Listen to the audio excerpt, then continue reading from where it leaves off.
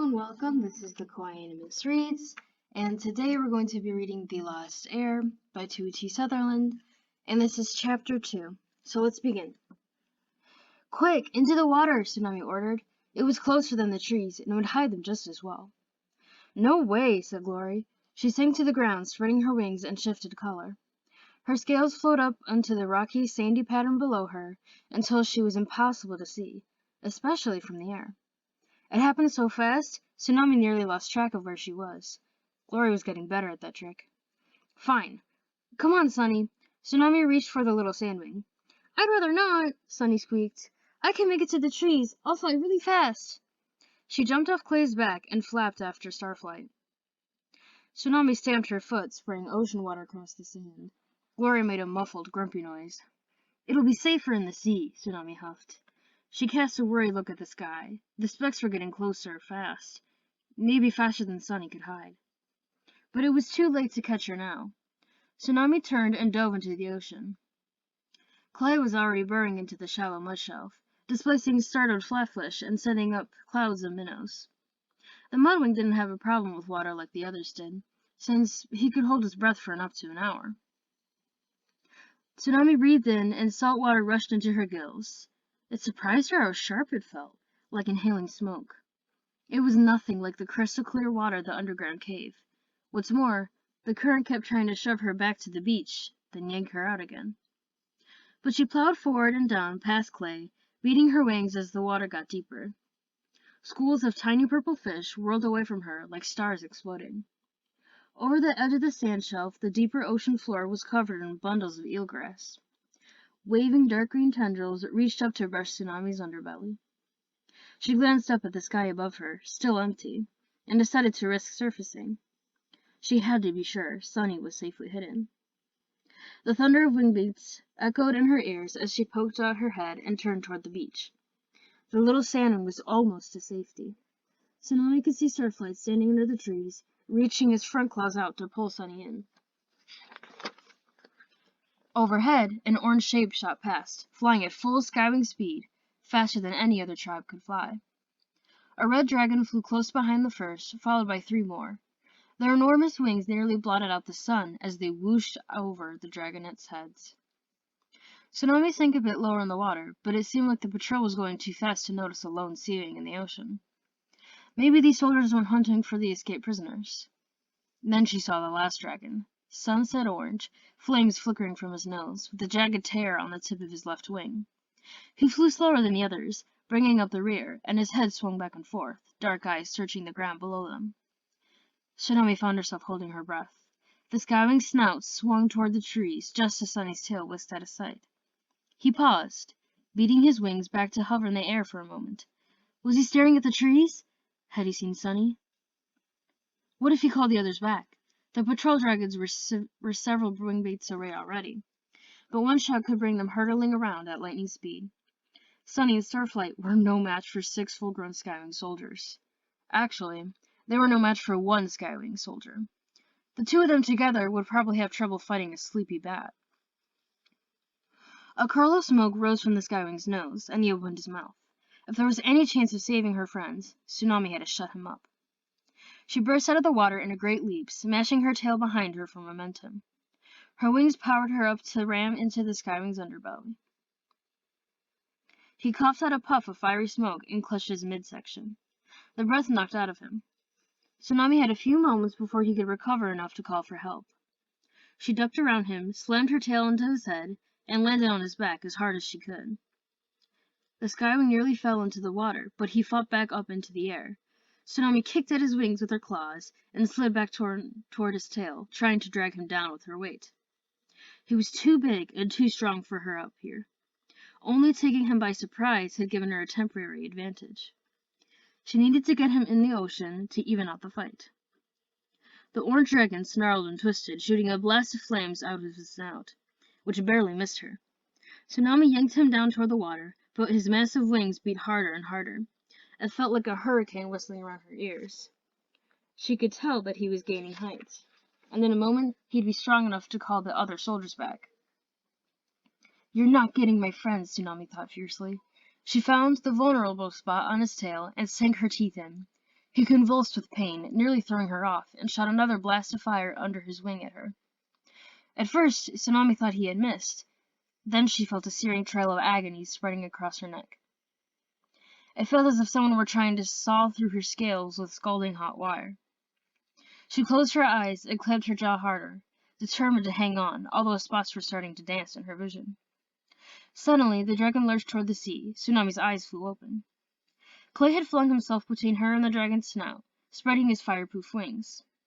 His claws clamped onto the skywing's back, and the extra weight drove the soldier down and down toward the sea. Together, Clay and Tsunami dragged the skywing into the ocean. He fought wildly the whole way, but his flames couldn't hurt Clay's fire-resistant scales, and his giant wings couldn't help him once he was underwater and cut off from breathing. As soon as they hit the water, Tsunami swam to the skywing's head and held it down below the surface until he stopped thrashing. She let go, and so did Clay. The dragon's body began to drift slowly toward the seafloor. A shudder rippled through Tsunami's scales. Him or me? This didn't feel right. Why couldn't she be ferocious and not care? She swam after the dragon and grabbed one of his wings, then looked back up at Clay. He met her eyes, and to her relief, didn't even hesitate before swimming to the other wing. They dragged the skywing up onto the beach. The current had carried them farther away than Tsunami had guessed, and it was painfully hard to swim back to shore, especially with a full-grown dragon weighing them down. She gritted her teeth, ignoring her exhaustion and the pain from the burn on her neck. She was a seawing. This wasn't supposed to be her element. This was supposed to be her element. She was the boss of the ocean, not the other way around. By the time they reached the beach, the rest of the patrol had vanished from sight. She wondered how long it would be before they noticed this one missing and came back to look for her. Tsunami collapsed onto the sand beside the skywing. Clay peered into the dragon's snout, then started thumping his chest. "What is wrong with you?" Glory's voice snapped. The ringwing materialized from the sandy background, turning her scales a darker shade of brown so they could see her. She glared at Tsunami. "Why did you do that?" "Oh, you're welcome," Tsunami said. "Just saving your life, as usual." "By attacking random dragons?" Glory cried. "In another moment, they would have been gone. And what are you doing?" She dabbed at Clay in the side with one of her wings. Clay mumbled, "Fixing him." He kept thumping the skywing's chest. "What?" Glory yelped. "You can't let him live." She tried to grab one of Clay's forearms, but Tsunami shoved her away. "We don't have to kill him," Tsunami said. "We'll tie him up and leave him here." "Great," Glory said. "How about a trail of cow parts, too, and a map of where we're going? Or perhaps we could set this part of the forest on fire, just to make sure everyone knows how to find us. Would you like me to spell out Dragonets was here on giant rocks?" "Fine," Tsunami said. "Here he is. You kill him." Glory looked down at the unconscious dragon and hesitated. "I don't kill dragons you can't fight back," she said finally. "Why not?" Tsunami said. "Just spot some venom on his face and melt him, if that's that easy for you." Glory sank her claws into the sand, scowling. Bubbles of dark purple began spreading across her scales. Sunny and Starflight landed on the beach beside them. Sunny gave the skywing a horrified look, and Tsunami remembered that she'd been trapped in another part of the palace during the arena fights. She'd never seen her friends battle another dragon. "Is he all right?" Sunny asked Clay. "Try this," Starflight offered, coming over to help. Clay shifted aside, and they rolled the dragon onto his stomach. "Why did you attack him?" Sunny blurted at Tsunami. The little sandwing's harmless tail flicked back and forth anxiously. "To save you," Tsunami said, stung. "But he wasn't even doing anything," Sunny protested. "He was just flying by." All four of them were looking at Tsunami like she was the kind of dragon who hid under rocks and bit innocent passerby for fun. She arched her neck indignantly. "I thought he saw you," she growled. "He was about to call out to the others. I saw him open his mouth." "So did I," said Glory. "I'm pretty sure he was yawning." "Pretty sure?" Tsunami said. "Would you risk our lives on pretty sure?" Was he yawning? Did I attack him for nothing? That can't be right. I saw danger and reacted appropriately. Didn't I? "Maybe if you just stopped to think for a second," Starflight said. "Or forever. Like you? Think, worry, worry, worry. Never do anything," Tsunami cried. The skywing suddenly coughed, and seawater flooded out of his snout. Clay ruffled his wings with a pleased expression. "Oh, wonderful. Our enemy will survive. Well done. We have to get out of here, Glory said. She took a step back and glanced at the sky where the other soldiers had disappeared. So what do we do with him now, oh great leader? Tsunami had no idea. She glanced around frantically. Maybe if they could find some vines to tie him up with. There's a tree, Starflight said, jumping to his feet. In the forest. No way, Glory said. A tree in the forest? Being sarcastic is not helping, Tsunami snapped at her. I mean a fallen tree, Starflight said. We can use it. Glory, stay and guard him. Clay and Tsunami, come on, quick. Clay charged up the beach behind him. Tsunami paused for a moment. She didn't like leaving the soldier, even if he wasn't fully awake yet. She also didn't particularly like taking orders from Starflight. Go on, hurry, Sunny said, nudging her with one wing.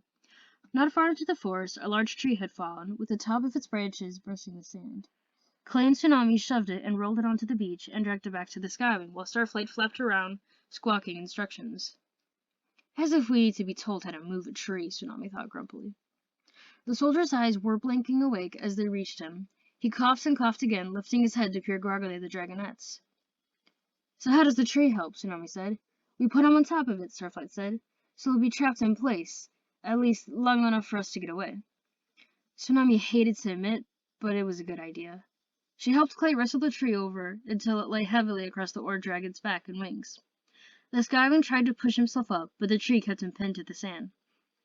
What if he's stuck here forever? Sunny worried. She reached over and brushed some sand off the Skywing's snout. He snorted a puff of smoke, and Clay pulled her back. Excuse me. Maybe we should just let him go. We can't do that, Tsunami said. I wish you hadn't attacked him, Sunny said, ducking her head. Me too, said Glory. It wasn't the smartest move, Starflight agreed. Tsunami's gills flared, and she spread her wings. You don't know that, she said. Maybe I saved us. Again. She looked at Clay, but he only shrugged as if he wasn't sure. Thanks for the support, guys, Tsunami thought angrily, when all I'm trying to do is keep everyone safe. Don't worry, Sonny, Clay said, patting the little sandwing's head. His friends will come looking for him eventually. Eventually or soon, Glory said. So like I said, let's seriously get out of here. Wait, the Skywing rasped. His voice was hoarse and deep. He wriggled, lashing his tail across the sand. Don't leave me like this. Starflight stepped into his line of sight and gazed down at him. Remember, we could have killed you, he said. Remember that the Dragonettes of Destiny were merciful.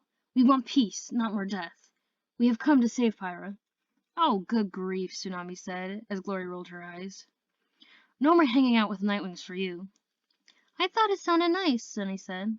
Starflight shot her a grateful look. Sunny, don't encourage him, said Glory.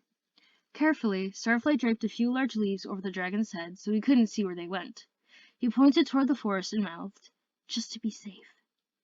Tsunami sighed, more flying in the wrong direction. She wanted to go home already. Home to the ocean, and to the Sea Wings, and her royal parents. But she couldn't argue about it with the Skywing, listening, and the others were already nodding. All of them were ready to follow anxious, overly cautious Starflight again. And none of them thought she'd done the right thing by attacking the Skywing, even though it was to save their stupid scales. As they lifted into the sky, she cast a longing look over her shoulder at the ocean. Soon, she thought, soon I'll be with my own dragons. And that is the end of Chapter 2. Once again, this is The Lost Heir, the second book in the Wings of Fire series by Ch.2. Sutherland. Have a great day.